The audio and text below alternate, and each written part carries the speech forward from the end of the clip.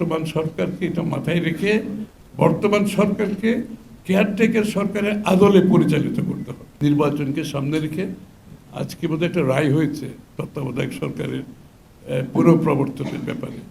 আমরা এটাকে স্বাগত জানাই। এটার জন্য আমরা অনেক ত্যাগ স্বীকার করেছি, আমরা অনেক প্রাণ দিয়েছি। আমরা দীর্ঘ আমাদের 60 লক্ষ লোকের বিরুদ্ধে মামলা হয়েছে, আমাদের হাজার হাজার নেতাকর্মী গুম হয়েছে, খুন হয়েছে, চাকরি হারিয়েছে, ব্যবসা হারিয়েছে, পঙ্গু হয়েছে। এগুলো তো আর ফিরিয়ে দেওয়া যাবে না।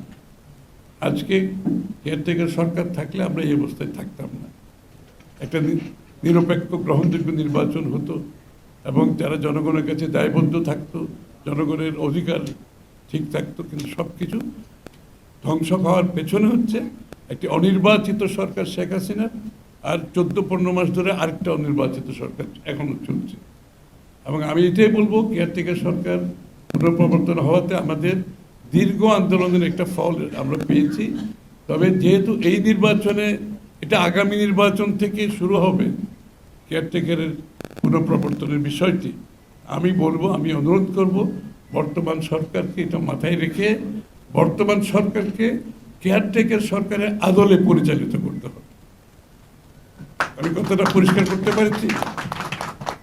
আশা করি পরিষ্কার হয়েছে।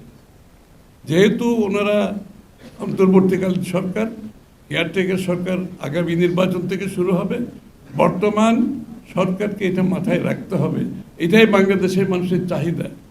যারা নির্বাচনকালীন সরকারে থাকবে তাদের নিরপেক্ষতা নিয়ে যাতে কোনো প্রশ্ন না ওঠে, এই জন্য অন্তর্বর্তীকালীন সরকারকে আমি অনুরোধ করব কেয়ারটেকারের সরকারের আদলে এখন থেকে, আজকের থেকে নির্বাচনের দিন পর্যন্ত সরকার পরিচালনা করুন।